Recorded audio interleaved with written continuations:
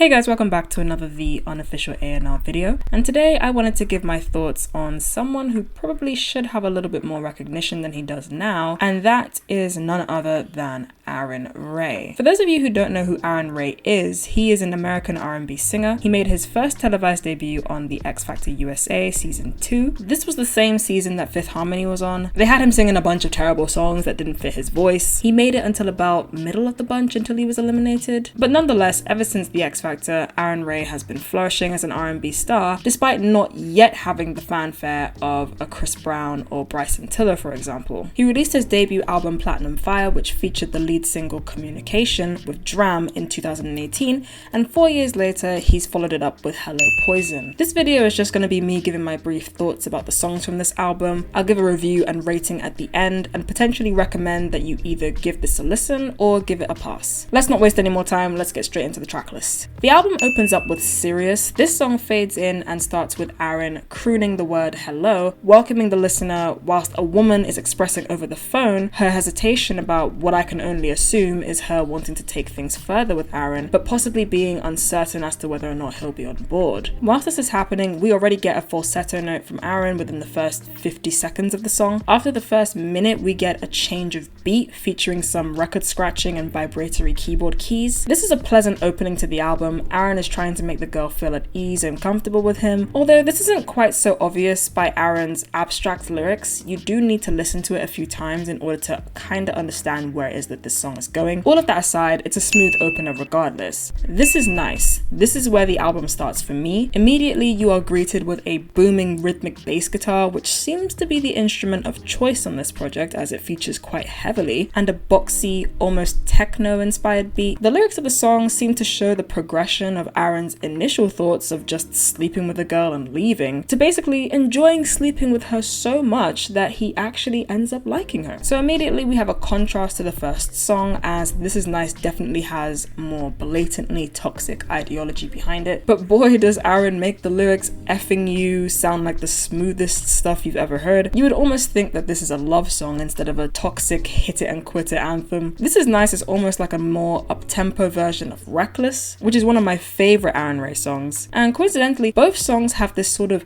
vibe of riding around in your car as the sun sets, almost signaling the end of summer energy to it. The title is pretty self-explanatory for this one. Gold opens with more guitar from Arin and more heavy bass. Another sensual number from Arin with very, picturesque lyrics which are of the same right. Looking like a classic Issa Rae scene, obviously, if you know, you know. Put that box right where my grill should be. His use of imagery coupled up with the falsetto towards the end of the song heightens the passion of the song. This is one song that I would definitely recommend for everyone to listen to. I feel like everyone should have a smooth playlist, and Gold is definitely getting first pick for that playlist from me. If you don't listen to anything else from this project, I would highly recommend that you give this song a listen, even if it's just once and never again. Freak is my favorite song on this project. It's 70s funk inspired, like a Rick James or Silk Sonic song. It's energetic. This song exudes big afros, flare pants, platform heels, and huge star-shaped colorful glasses. Clearly a song for dancing to. It's probably the most up-tempo song on the project. I would have loved to have heard somebody like Anderson .Paak play some drums here or have some vocals just to take the song up a notch. My only criticism of this song is that it absolutely deserved a bridge. Arin doesn't bother to elevate the song with a bridge, it just stops. It's like going up to the precipice of a roller coaster and the ride just doesn't go down. It's just idle. Freak deserved an ending as stellar as the entire song. Moving on to Dead Player's testimony, this is basically an interlude which mainly consists of Childish Major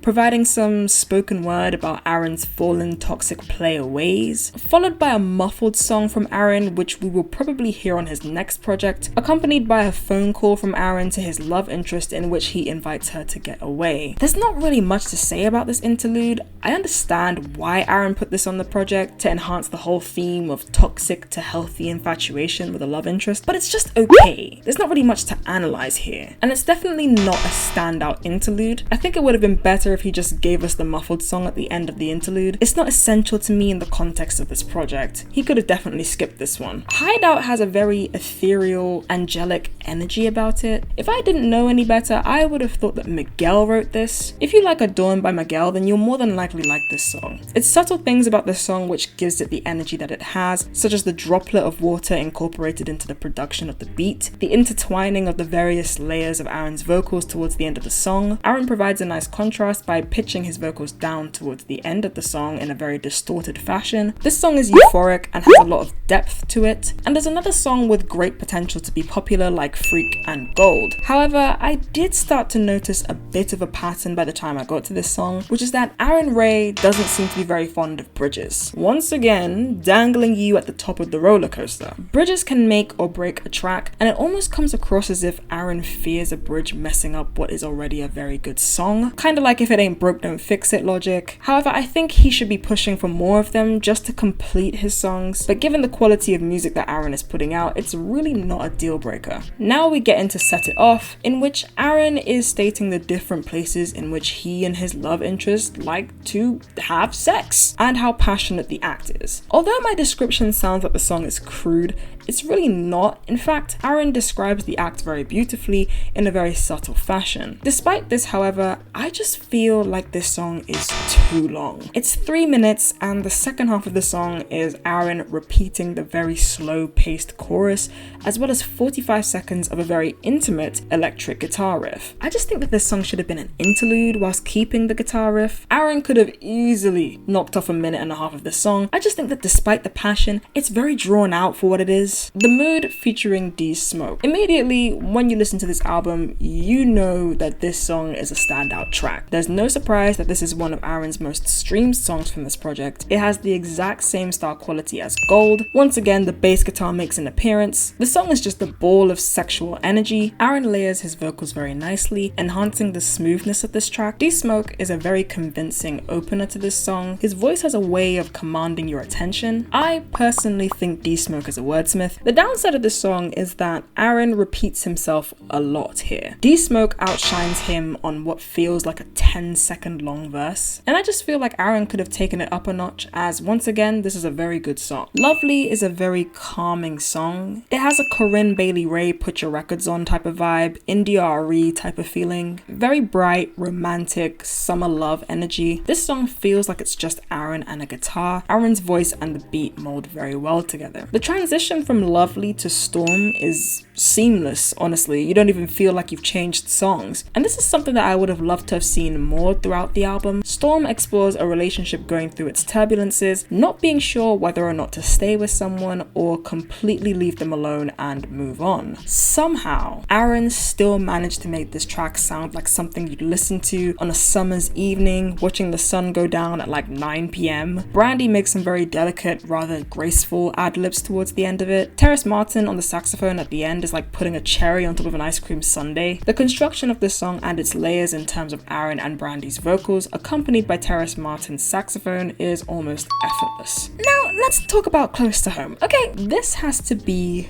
my least favorite song on the album. It's very skittish. Arin has these very breathy, Michael Jackson-esque vocal inflex, which I guess is a nice touch. But this song just does nothing for me in the context of how great the rest of the album is. This song feels like a bit of a confused commercial break in the middle of a really entertaining TV program. It's bland, the lyrics aren't really saying anything interesting, and it's just not got anything about it which could make you remember it. It's also painfully overshadowed by the rest of the songs, and I think Arin could have just removed this entirely and still had a very good project. Miss Frustration featuring VanJess is a very sultry duet, or should I say triet? I have no idea if that's a word, in which Arin is expressing the fact that he wants to make life better for a frustrated woman, but only if she'll wait for him, with VanJess obviously providing the female perspective of the song. Miss Frustration has a slight Prince influence to it. It feels like, once again, very slow paced. It's quite pensive cohesive and is the complete opposite of the following track, Bad Idea, which is the most pop song on the project, and no surprise, it is the most streamed song from the album. Here we see a turbulent relationship or situationship once again being the topic of conversation. It's unclear to me as to whether or not Arin is expressing that he can't be with a woman because he loves someone else, or whether or not Arin is the person whose love is unrequited, but regardless of that, somebody is getting their heart crushed to the pits of hell here. Blxst makes an appearance on this song and accompanies Arin in singing a bit of the second chorus, which is a nice touch. It's your typical mid-tempo breakup song. You can't really go wrong here due to its classic formulation. I will say that this song feels like the most complete song on the LP in the sense that it has a verse from Arin, chorus, a verse from Blxst, chorus, and a bridge from Arin, chorus, unlike the rest of this project. I do think young adults on TikTok would absolutely love this song just because heartbreak is a very popular discussion amongst that demographic. The fact that it's the most streamed song from Hello Poison tells me that it may have a sense of relatability to those who are listening, in which the streams are very much deserved. What It Is featuring Ari Lennox is a very smooth number. Ari and Arin's vocals blend very well together. The song is a little short in my opinion, and once again, Arin doesn't push the limits of what it is, say it with me, already a great song. There's no bridge on this, which I just think is a missed opportunity entirely. I think Arin could have made a passionate duet with Ari in the bridge, but instead he just lets the guitar do the outro for him. Despite sounding great, it falls flat in terms of pushing the boundaries, which is a shame because this song has so much potential, but it feels more like an interlude or an outro. And last but not least, Nothing's Forever. This is a great closer for the album. Every single person on this song delivers. It's got a bit of a magical essence to it. You start to feel like the project comes full circle when you get to this song. Arin even ends the song the same way that he started the album, with Serious. Once again, my only criticism of this track is that Dolla Sign could have definitely re-recorded that bum note that he hit in the beginning of his verse. However, he makes up for it in the harmonies towards the end of the song, but regardless of that, it's a beautiful ending and ties the album up nicely. Altogether, I think this might be Arin Ray's best project to date. The album is cohesive with some very effortless points, seamless blending at times, and very assured and delicate vocals from Arin. Despite there being quite a few points where Arin could have either pushed himself a lot more or just scrapped stuff entirely, I think Arin Ray shows why he shouldn't be considered to be underrated anymore. This album almost, and the almost is underlined, guys, has no skips, and even the skippable songs are not so bad that you have to turn the entire project off. The misses could just do with a little bit of seasoning in my opinion, but nonetheless, this is a very strong effort from Arin, and I will definitely return to this project again. This album gets a solid 8 from me, and I look forward to hearing more from Arin Ray in the future. Give it a listen, guys. Let me know what you guys think. Do you love it? Do you hate it? Have you already heard it? Did you add it to your playlist? Do you wish that I had never spoken about this project to begin with? Let me know what you guys think in the comments. Don't forget to like, comment, and subscribe, and I will see you guys in the next video.